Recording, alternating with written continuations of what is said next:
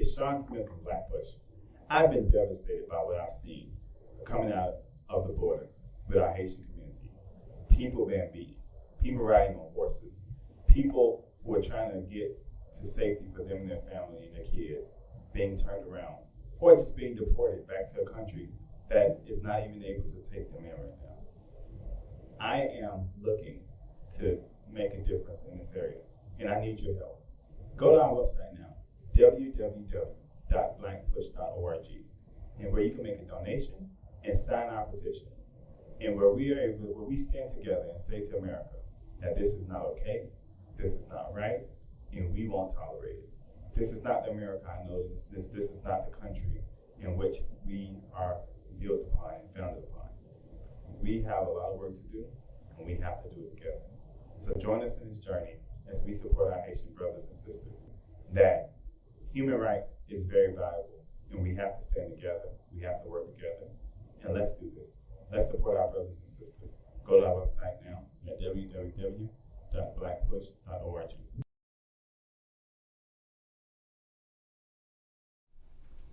Hey everyone, it's October 2nd and I'm super excited. We have one of my good friends here with me. We have Dr. Sherman Scott from the Cobb Ministerial Alliance, who is here with me today at the table. And of course we have the great James Henderson, or Deacon James Henderson. Since we have pastors here today, let's throw out the titles. No, please not. Definitely not. And Dr. Sherman Scott, thank you for coming on, man. Thank you for allowing me to be here. It's my pleasure. Absolutely. One of the things I wanted to kind of do is that I wanted to start by kind of introducing Cobb Ministerial Alliance, right? What is it that you guys stand for? What are some of the things that you guys are doing right now? Some of the work that you guys do, your platform. Tell people who you guys are. So Cobb Ministerial Alliance is an alliance that is brought together for ministers and parishioners in the Cobb County area of Georgia.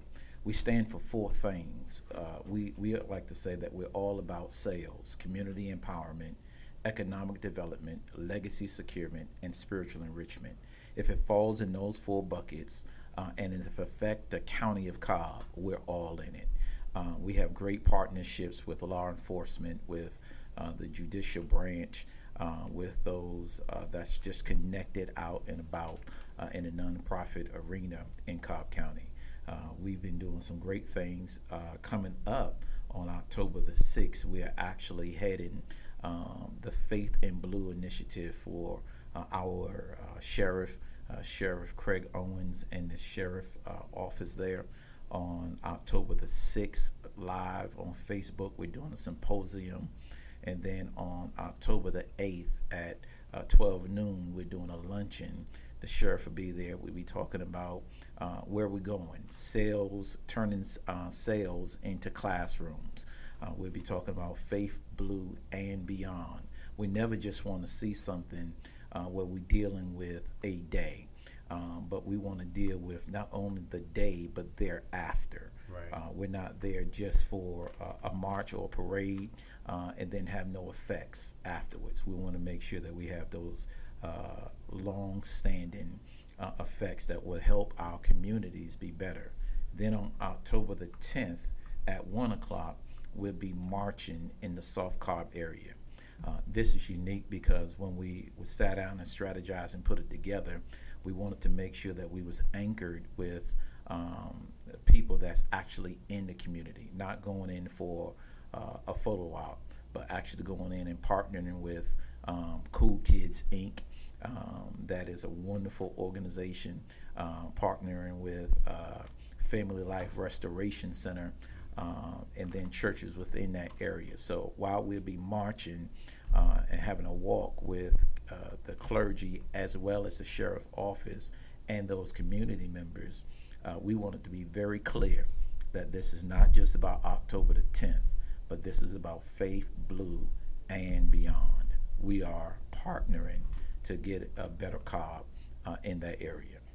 And one of the things I love so much about what it is that you say is that you always say to me, it's not about being reactive, it's about being proactive. Absolutely. And what does that mean for you? Like when I know what it means, obviously, but tell everybody, like, what does that mean for you about the difference between the two? Yeah, so we're not an organization. We'll deal with problems as they arise, but we want to make sure that we're able to have some foresight have some research, know where the problems currently exist, build relationships, and be able to discuss with individuals instead of just looking for someone, waiting for someone to fail.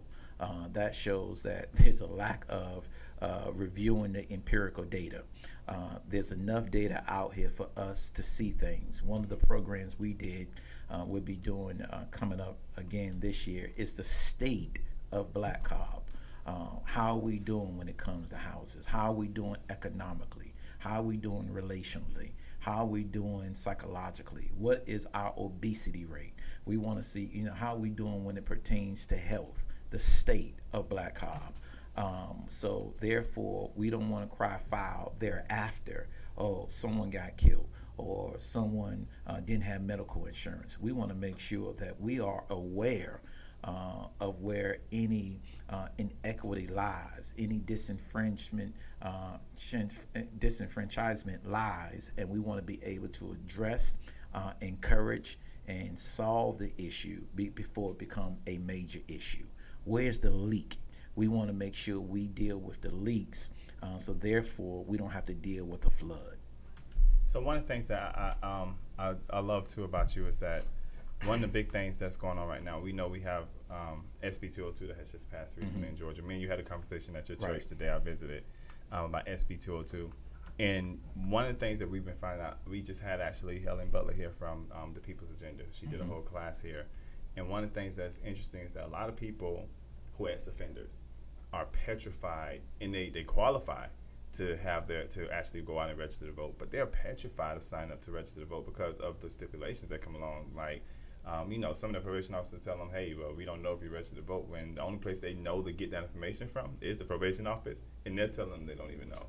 What are some of the issues that you find, if you find fault with SB 202?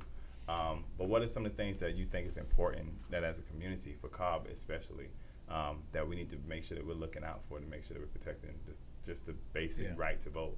Yeah, I think just in general, period, we need to vote. Right. We need to make sure that we register to vote. We need to, leaders need to educate themselves on whatever parameters they set in place. And what we need to do is not be discouraged because of the propaganda, because of the possible fear. Like you said, ex-offenders. Well, I know if I'm an ex-offender, but I'm not breaking any laws now. There's no warrants out for me now. We need to get you registered to vote. There need to be a partnership with those in our communities. Churches is a great place to be able to have informational sessions. So therefore, we could begin to educate on a mass scale. And let me say this, we need to do it absence of any grants. We need to start coming together and see the need now instead of waiting to chase the dollars to be able to do it. We need to get out of that mentality, and we need to be proactively educating our communities now on every first Sunday or every first Saturday. We're going to make sure that in every section of Cobb or across the state, this is an initiative where we are faith in action, where we are educating, where we are registering individuals to vote. And then we need to show and partner with organizations to be able to show them the value in it. And we understand at the end of the day, they numbers that count. Is there a way that if we do this as a joint venture, that we can share in these numbers? Right. But at the end of the day, beyond the numbers, beyond the finances, we need to make sure that our people are educated, registered to vote, irregardless of party. Number one, you got to just make sure you're registered. Right. Then you don't need to just vote blindly either.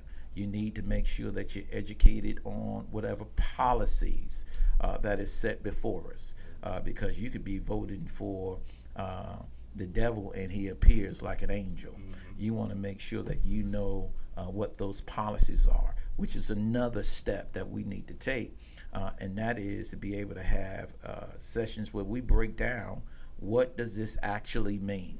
You know, if there are issues on the ballot in layman terms. When I was in college, I didn't have enough time to read some of my books, or wasn't in all the way invested in a particular class. We had what you call Cliff Notes. Give me the summary. What is the important things that I need to walk away with? So therefore, we won't just go into a voting booth and just vote all D's or all R's, because it could be proven to be detrimental to us. One of the presidents that we are, the black community have beloved. In fact, many call him the first black president, and that was Bill Clinton. But he gave us 3 strikes. So he gave us this welfare reform that wasn't necessarily favorable. So while he was beloved and we called him the first black president, there were some issues that he gave that we need to be cognizant of, and we need to know that no one's perfect, but we need to make sure that our issues are being addressed. So with SB 202, I think the overall goal is to suppress the vote. So instead of suppressing it, we must overcome by registering and then educating, and take it from there. You had a question, James? Well, I'm sitting over here formulating. Go ahead. I'm sorry. No, I said I was over here formulating questions for me. So one of the things that too that I think we pretty much agree on, right? I'm all for the fact that we have to get money out of politics, but at the same time, it's funny how we in church preach money out of politics, but we also need to preach money out of church, because a lot of what we do and how we do it is driven by the money. Like, you don't know how many churches I've talked to recently who say, hey, we want to take a stance on social injustice. We want to take a stance on voter suppression. We want to take a stance on people being abused by the police system. And what I mean by abuse, the white and black. We see that that's happening across both margins, right? But how do I do that without affecting or losing members, right? And again, that goes back to the very dollar aspect of it. Yeah. So what do we say to churches who are really taking a back seat on these issues, basically because of the fear of the retaliation they receive? I think when we look biblically, we see that Jesus was a social justice fighter. He spoke to hard issues of the day. I think that we must be educated in our approach. We must speak to injustice, no matter where it lies. Now, that's not necessarily preaching party. Right. Sometimes we get in trouble because we preach against party. We must preach against injustice. Right. Take the label off and deal with the root. So therefore, everyone should be involved in voting. A loss of human life should not separate you, but should concern you. One of the things that I was telling my evangelical brothers that is pro-life, they believe against the ban of abortion, no matter what, and that's to be commended. I'm not just pro-life; I'm for all life. And if you take that type of stand on a fetus, then take that type of stand when it comes to a 6'1", 225 pound African American male being slaughtered. Take that same stand with the life not only that you can't see, but take it with the life that you do see, that's jogging in a neighborhood. Right. Take that same stand for the young man that's walking out of the store. If that life that's in the womb matters, then one that's walking in the neighborhood should matter as well. And as you don't qualify a death for the unborn fetus, then don't qualify the taking of a life by saying he had a history of stealing. Don't qualify it by saying he looked like a stranger. You didn't know who he was in the neighborhood. So I think when we begin to see issues and not necessarily preach party, because regardless of whatever party, it's wrong. But I understand the threat because I lost members preaching party in my church, and it's just like sometimes it comes out when you stand a certain way. But then that's where I say we've got to educate ourselves and know how to be like that surgeon with the surgeon knife, and understand that we pastor all people. We pastor Republicans, we pastor Democrats, we pastor independents, and we pastor people that don't know where they stand.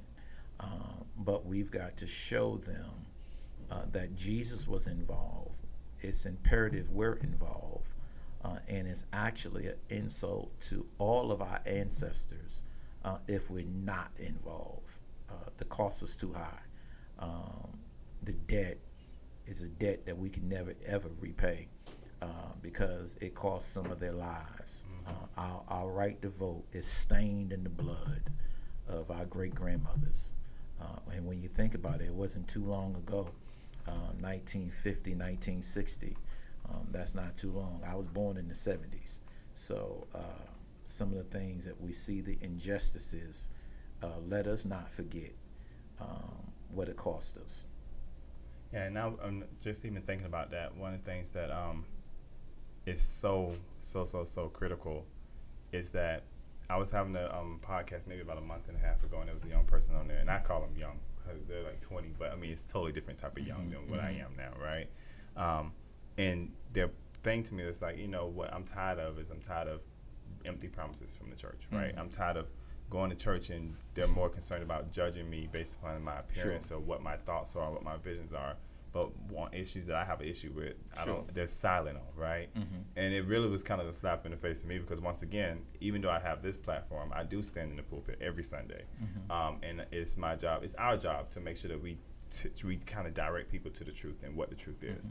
And for those young people who are out there saying like the church is not involved enough, the church is not visible enough, the church is worried about the wrong things right now, like being, like you say, like abortion rights, right? We're all over that. We're all over the rights of gay or people being able to marry whoever they want to marry, right? But yet on these type of issues, there's some churches seen George Floyd get a knee put on his neck and still stood up and said nothing about it. What do we say to young people to make? Because at the end of the day, the thing for me that worries me the most is I look at churches and I wonder 20 years from now, is the way I remember my grandmother being in church, is that going to be the same church that we can sustain? And we can look at the numbers and it shows that younger people are not as involved in ministry and in church as my grandmother was and your grandmother was and my mom was. But what do we say to those young people? Yeah, first of all, I was recently in a service and I was sitting listening to a sermon. And one of the things that struck me was this comrade says, "This is the way we do things in this house." All right. So I begin to think, when you come to my house, you may take off your shoes because I want to protect my carpet. When I come to your house, you may allow me to have shoes on. We all have houses. And we all had different rules to these houses. We must understand, number one, young people, whose house are you going to? Right. I particularly probably wouldn't be in a house that stays silent in the midst of someone being murdered. I couldn't do it. I think that as preachers, we need to, and I'm actually getting ready to go through this at the Life Church, recognizing the tribe of Issachar was so powerful because it was the discerners of time. Sometimes you need to go through a complete renovation and not be married to anything. So what we're about to do is, as you see it today,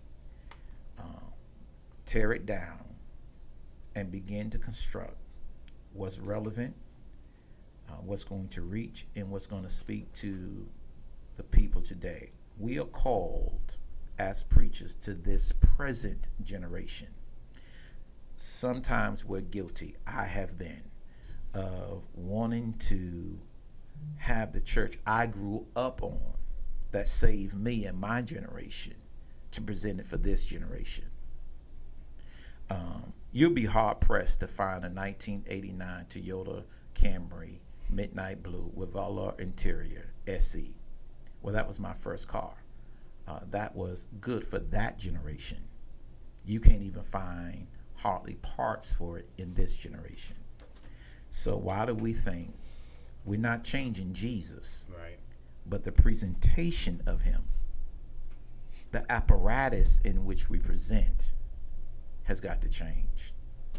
And so no longer, I grew up where we stayed in church all day. That ain't happening today. They not happening. That ain't happening. They going out. They got to get to Cascade Skates. They got to get it to wherever they're going. So we've got to be willing to get rid of some of the relics and understand it's not the sacredness is not in the relics, but the sacredness is in the relationship and in the message. I mean, that's where we don't change what we preach. Mm-hmm. We may have a just approach in how we preach it, and I think teachers. I mean, that's what it's funny because I think about teachers all the time, and teachers do it all the time. I mean, they don't change. Algebra has not changed over the course of time. Mm-hmm. It's just how you teach it, and it's who you teach it to. Man, look at COVID. COVID has taught us all. Yeah. Man, I'm not going on that devilish social media. Well, Pastor, if the pastor didn't, he's closed. Yeah, he is. Yeah. He got on there quick. Yeah. It's just like, that's up to that. All right. Well, we've all made adjustments, and we all, made that pivot to where we had to embrace ministry in a different format. Now, as we go back and as we begin to walk into this new normal, again, we've got to challenge ourselves. What was effective? Right. What's not effective? And void yourself of any emotions or feelings. It's not an attack on you. It's just you can't preach 2 hours no more. It's not that you can't sing, but I don't know if we need the deacons raising the hymn prior to service. Or if they tied to that, well, we're going to go live. And so why don't y'all come in and raise the hymn at 9:45, and then we go live at 10. Y'all raise the hymn in the back. You just got to make sure what works. Let's get something that works and understand. Again, we're called to this present generation. So, excuse me. That sounds like presentation, but with that being said, how do we go about as ministers and churches now? Because I want to first thank you for being here with us and Cobb Ministerial Alliance being a part of Cobb County as it is. What's your presentation going to look like for this new generation? What kind of thumbprint or handprint will you all be leaving for these young people to come and be able to emulate after, when it's time for them to step up to the plate? Mm-hmm. Well, again, I appreciate being here, but I think that's when you have to have them get to the table and begin to say, okay, we have a white wall. What is it? How is it, we could speak to you? This is evangelism back in the day when we would send missionaries overseas.